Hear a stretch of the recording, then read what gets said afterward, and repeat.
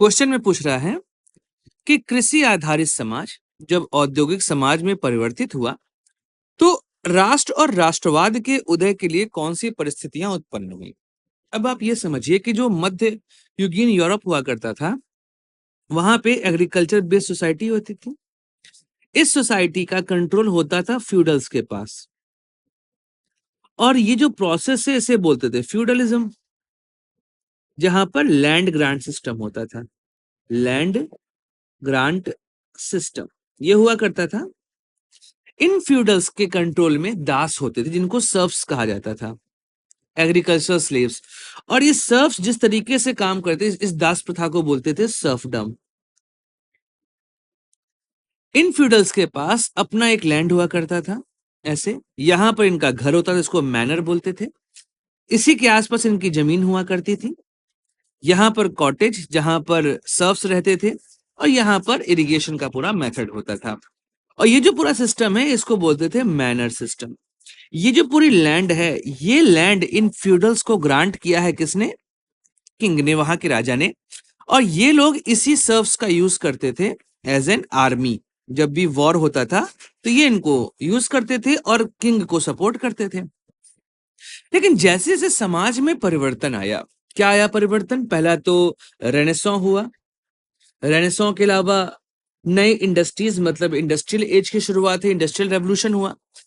और जो सर्व्स हैं इन सर्व्स के लाइफ में भी परिवर्तन आया क्योंकि इंडस्ट्री की वजह से ये लोग लेबर बनना शुरू किए। अब चूंकि जब ये लोग सर्व्स थे उस समय इनके पास किसी भी तरह के अधिकार नहीं थे, राइट्स नहीं थे। लेकिन इंडस्ट्रियल रेवोल्यूशन, रेनेसां, इसके बाद जो लिबरलिज्म डेवलप हुआ उस लिबरलिज्म की वजह से इन सर्व्स के राइट्स की डिमांड शुरू हुई और समाज में आपको परिवर्तन होता दिखाई दिया। अब ये जब परिवर्तन होगा ये एक तरह की अवधारणा पैदा करेगा और वह अवधारणा कहलाएगी राष्ट्र की अवधारणा। अगर मैं आपको राष्ट्र की अवधारणा बताऊं तो राष्ट्र या जिसको नेशन कहते हैं आप, ये एक ऐसा कॉन्सेप्ट है जो कि किसी तरह के कॉमननेस की वजह से जनरेट होता है। कॉमननेस होगा। कॉमननेस क्या क्या हो सकता है? क्या क्या चीजें कॉमन होंगी? उसमें लैंग्वेज हो सकता है, कल्चर हो सकता है, एथनिसिटी हो सकती है। निर्जातियां इसको बोलते हैं एथनिसिटी, मतलब एक जैसे सिस्टम को फॉलो करने वाले लोग। इन सब कॉमन थॉट्स की वजह से एक तरह की फीलिंग जनरेट होगी और वह फीलिंग आपसी जुड़ाव को समर्थन करेगी। तो लैंग्वेज, कल्चर, एथनिसिटी, इसकी वजह से जो कॉमन फीलिंग वहां जनरेट हुई उसकी वजह से उदय होता है राष्ट्र का। और जब इस राष्ट्र की मांग शुरू हुई और इस राष्ट्र की मांग के साथ सब अपने लिए राइट्स की बात करने लगे तो वहां से जो कॉन्सेप्ट आया उसे कहा गया राष्ट्रवाद या नेशनलिज्म। और ये समझिए कि 17वीं शताब्दी के बाद से यह यूरोप में आपको लगातार देखा गया। आप फ्रांस, जर्मनी, इटली, यूके, इन सब जगहों पे आप राष्ट्रवाद का उदय देखेंगे और यह शुरुआत करता है फ्रांस 1789 में, जब वहां पे फ्रेंच रेवोल्यूशन शुरू होता है। तो जान लेते हैं आंसर क्या होगा यहां पर कि 18वीं 19वीं शताब्दी में जब औद्योगिक क्रांति की शुरुआत हुई तो समाज की संरचना में परिवर्तन हुआ। उत्पादन पद्धति चेंज हुई, मतलब प्रोडक्शन चेंज हुआ और उस वजह से सामाजिक संबंध में परिवर्तन देखने को मिला। अब जो कृषि प्रधान समाज है वो कैसा था? सामंती समाज, जो मैंने यहां बताया आपको, फ्यूडल सोसाइटी। वह समाज उद्योग प्रधान समाज की आधुनिकता से, क्योंकि उसमें राइट्स की डिमांड कर रहे हैं, डेमोक्रेसी की बात कर रहे हैं, लिबरलिज्म की बात कर रहे हैं, उससे अपने आप को मैच नहीं करवा पाया। क्योंकि सामंती प्रथा में दासवाद जो सिस्टम है या दास प्रथा जो है वो दासों को अधिकार देने की बात नहीं करती। जबकि हम बात करते हैं उद्योग प्रधान समाज में, वहां पर क्या होता है कि हम राइट्स की बात करते हैं। कौन कौन राइट?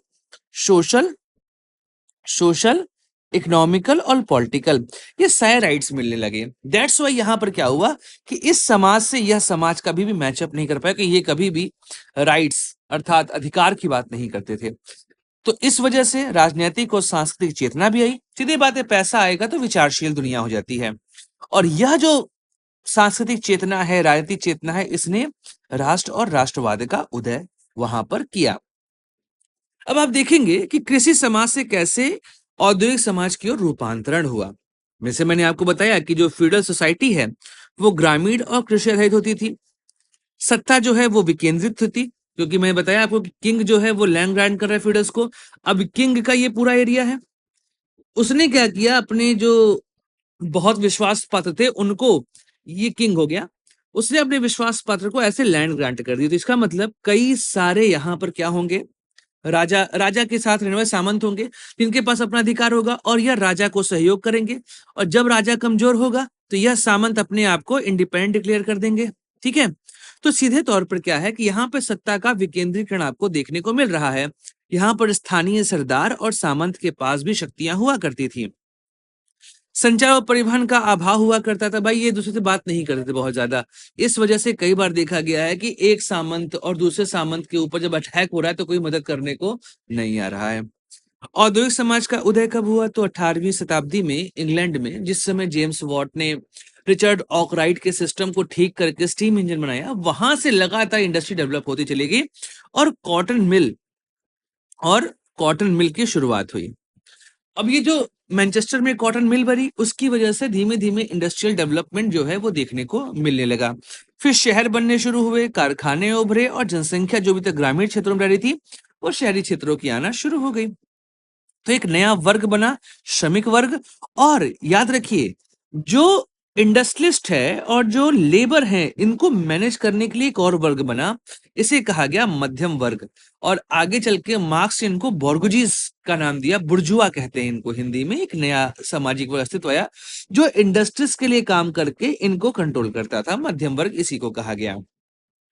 तो अब इसकी वजह से समाज में, अब भाई ये जो मध्यम वर्ग है ये धीमे धीमे अधिकारों की बात करेगा, ये राजतंत्र का अपोज करेगा, या राजतंत्र अगर चाहेगा भी तो वो राजतंत्र सीधे तौर पर क्या होना चाहिए, संविधान के अंदर होना चाहिए। इसलिए आप देखेंगे कि चाहे फ्रांस हो, चाहे जर्मनी हो, चाहे इटली हो, इन सब जगहों पे लिबरल मूवमेंट देखने को मिलेगा।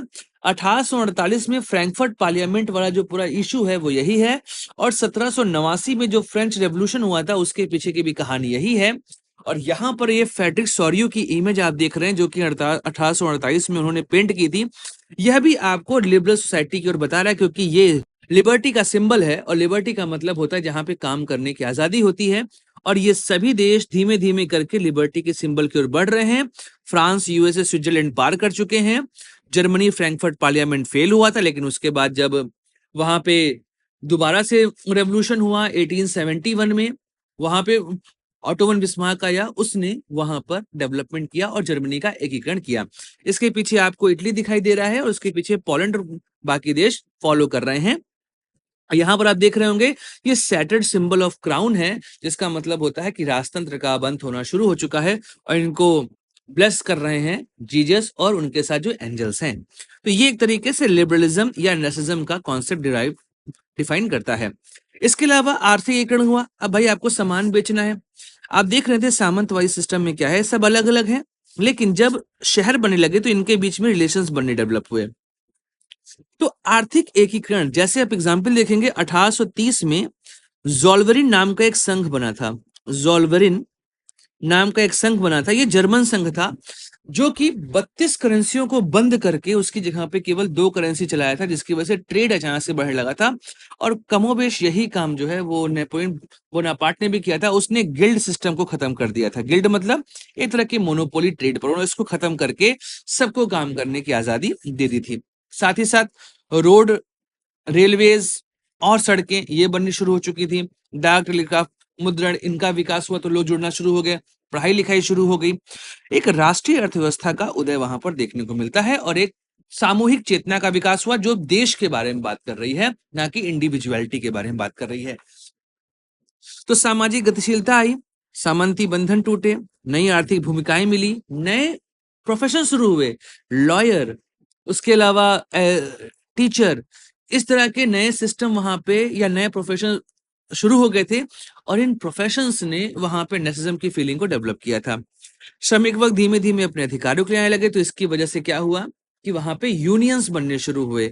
सेम चीज मध्यम वर्ग ने राजनीतिक प्रतिनिधित्व की मांग करी। आपको पता ही है कि जब 1791 में रेवोल्यूशन समाप्त होता है तो वहां पे किंग की सत्ता चली जाती है, किसके पास, लिबरल्स के पास चली जाती है। एक्टिव मेंबर्स उसको रूल करते हैं वहां पर, तो वो एक नया दौर शुरू होता है। तो नागरिक समानता और साझेदारी अधिकारों की बात यहाँ पे शुरू हुई। आपको ये पता है फ्रेंच रेवोल्यूशन का आधार ही था लिबर्टी, इक्वलिटी एंड फ्रेटर्निटी, इसकी बात वहां पे शुरू हुई थी। शहरीकरण और शिक्षा शुरू हुई, लोग अलग अलग क्षेत्रों से आके जुड़े हुए, जिससे कि साझा भाषा, संस्कृति और नए नए राजनीतिक विचारों का प्रसार भी शुरू हो गया। प्रिंट कल्चर की वजह से भी चीजें शुरू हुई, लोग पढ़ना शुरू कर दिए, पेनी बुक आ चुकी थी, यह सब चीजें भी उनको यहाँ पे सपोर्ट करना शुरू कर चुके थे। राष्ट्रीय साहित्य, अखबार, सार्वजनिक विमर्श, इन सबको जन्म हुआ था और इस वजह से एक नेशनल आइडेंटिटी का वहां पे विकास होना शुरू हुआ। राजनीतिक केंद्रीकरण शुरू हुआ जब औद्योगिक समाज बना, तो यहाँ पे कुशल प्रशासन की बात हुई, कानून व्यवस्था की बात हुई, राष्ट्रीय मुद्रा, उसी के बाद लोगों ने अपनी करेंसी बनाना शुरू कर दिया और यह सब चीजें भी नेशनलिज्म के प्रमोशन के लिए बहुत रिक्वायर्ड थी। एक केंद्रीकृत राज्य के निर्माण की नींव पड़नी शुरू हुई और इस केंद्रीकृत राज्य के निर्माण ने दुनिया में एक नया सिस्टम शुरू किया और इसकी शुरुआत कहाँ से होती है? यूरोप से होती है। इसके अलावा फ्रांसीसी क्रांति, साथ ही साथ जर्मनी में जो चेंजेस हुए, इटली में चेंजेस हुए, यूके में चेंजेस हुए, इसने लोकतांत्रिक विचार और औद्योगिक समाज के वजह से अपना जो बेस है वो प्राप्त किया था और यह सभी चीजें आपको पूरे यूरोप में देखने को मिल रही थी। इसके बारे में मैंने आपको बताया कि फ्रांसीसी क्रांति का यही मुख्य उद्देश्य था, स्वतंत्रता, समानता, बंधुत्व तथा लिबर्टी, इक्वलिटी एंड फ्रेटर्निटी। तो औद्योगिक समाज ने उपनिवेशों की भी नींव रखी, क्योंकि जैसे यूके हो गया, जर्मनी हो गया, फ्रांस हो गया, इन लोगों ने अफ्रीका, लैटिन अमेरिका और एशिया के बहुत सारे देशों को गुलाम बनाया, इनको अपना उपनिवेश बनाया। वहां पर इस उपनिवेश के खिलाफ भी राष्ट्रवाद का उदय देखने को मिलता है, जैसे कि इंडिया में, इंडो चाइना में, इन सब जगहों पे फ्रीडम मूवमेंट शुरू हो चुके थे। तो सीधे तौर पर कृषि प्रधान या स्थानीय सामंती समाज जो है, जब वो औद्योगिक समाज के साथ अपना चेंजेस देखता है, तो वहां पे हमको नेशनलिज्म और नेशन की फीलिंग आती दिखाई देती है। तो उद्योग ने समाज में आधुनिक राष्ट्र और राष्ट्रवाद की भावना को प्रज्वलित किया था।